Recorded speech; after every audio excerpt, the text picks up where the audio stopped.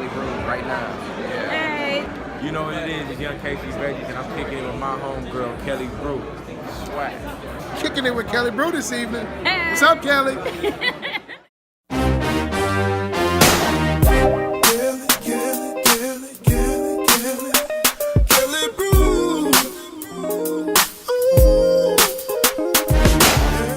So, you know, we're out to support the men of courage with Ford. What makes you a man of courage?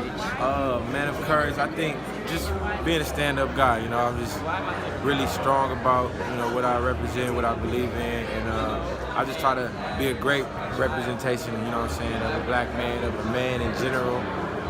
Yeah, and I stand tall on that, and I represent us proudly. And anything that I think is going to help black men that I'm supportive of. And I think the whole effort of men of courage is to try and figure out another way that we could begin to reach black men and black youth so that we make certain that we don't lose another generation of our kids. And in the world we live in today, with the president that we cannot have any energy, any people that are not engaged in trying to make this world a better place for us and our children. So, Black excellence, we're really big on that with my media outlet. How do you define it, and why is it important to you? I define it in taking responsibility for not only ourselves, but for something bigger than us as an individual. I think as African Americans, our outcomes are so far behind everyone else, you know, and people who have come to our country even more recently. And I think it's time for us to really be focused on what we can all do to surround our young people, because there's so many of them who are not surrounded with love. Mm-hmm. And I think that it's love and caring and consistency that's the difference between them graduating high school or not, going to prison or not, being in foster care or not. You know, having experiences with all the things that mitigate their chance to be competitive. And this is the United States of America. It's a capitalist society. You have to compete. Mm-hmm. And if we don't take care of our young people that are born into situations that leave them likely to be less competitive, then they're not going to be. Mm-hmm. And so, for me, that's what it means, is being actively engaged in the fight in every aspect of life, spiritually, at church, you know, in my business, and in my community. So, Black excellence, how do you define it, and why is it important to you? So, that's a really good question. I think Black excellence to me is knowing who you are, right? Because really, if you know who you are and you accept who you are, that's the excellence, right? It's not about, your excellence is different than mine, right? And as long as I understand who I am and, you know, what my passion is and what I'm meant to do on this earth, and I try to walk in that every day, I'm good. Mm-hmm. That's excellence. Excellence is excellence. Mm-hmm. Excellence by somebody black is black excellence, and the same way that excellence by somebody Asian is Asian excellence. There isn't a different standard of excellence. Mm-hmm. You know, if you're a good surgeon, you're a good surgeon. If you're black, you're a good black surgeon. So often that's what I try and tell young people is excellent is what we want to be. Black is who we are. Mm-hmm. And so if we're excellent at what we do, then people will say, I went to a doctor who was excellent and it was a black doctor. But I don't want to confuse and say there's some other standard for black excellence that's different from white excellence. Excellence is excellence. Yes, I know that's right. It's not something that you just come up with, something that you see and you want to emulate. And so if I can show Black excellence, so maybe the next generation can see it and want to reach those heights and want to attain that greatness. So it's just important to try to reach it, strive for it, and maybe it's out of reach, but as long as that you believe that Black excellence is possible, mm-hmm. then you can go after it. So let me ask you this. There's other communities where there's in any major city just about you can find a Chinatown or a Koreatown, but when it comes to black people wanting to have the same thing, it's deemed as separatism or divisive or racist. What are your thoughts on that?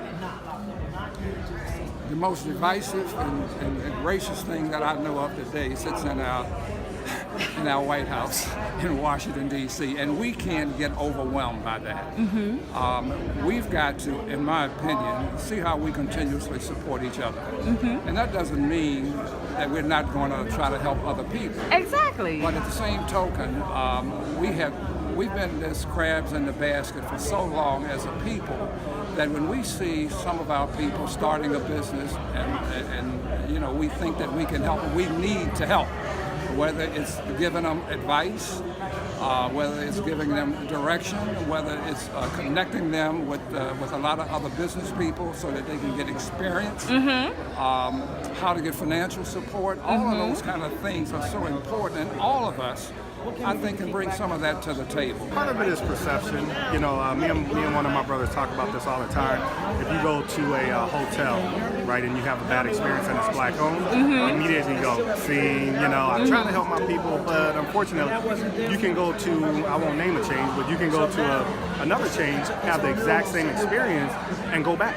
Or go somewhere else, right? Like the ISIS holder. Yeah, so we have to realize that, you know, one, if we really love ourselves, then we go to that brother or that sister and go like, hey, the experience I have here, I'm doing this out of love, right? You know, how can I help, right? Right. So we have to support ourselves, right? And we have to stop feeling like supporting black-owned businesses is a beat. Exactly. It's an A, and that's how we should focus. That's so awesome. So, what would be your advice to you know, some of the entrepreneurs that are really trying to, you know, get their foot in the door? Maybe, for example, with California recently having recreational marijuana legalized, and yet, you know, with the war on drugs, there are a lot of African American people who have been behind bars for years because of it, and now they're trying to, I guess, quote unquote, correct that.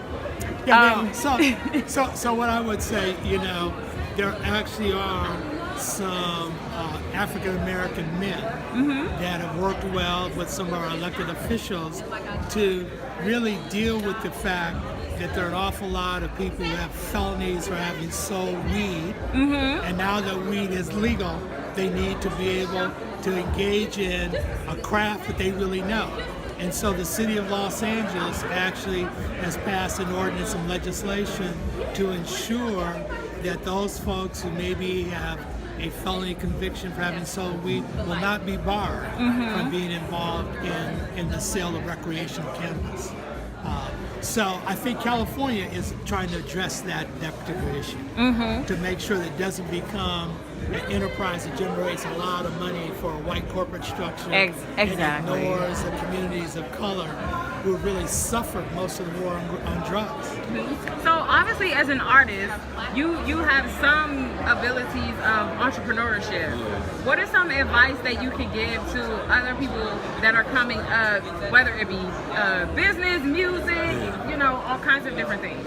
Never get too comfortable with it. Always try to push the line, and always do more than you think you should do. You know what I'm saying? It's never enough. Like, you gotta always push harder for the culture. You know what I'm saying?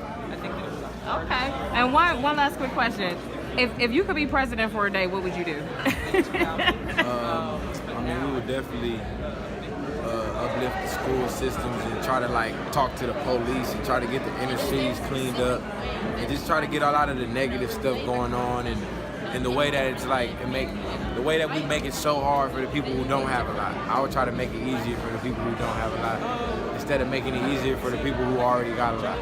Oh, see, this is why we love Casey.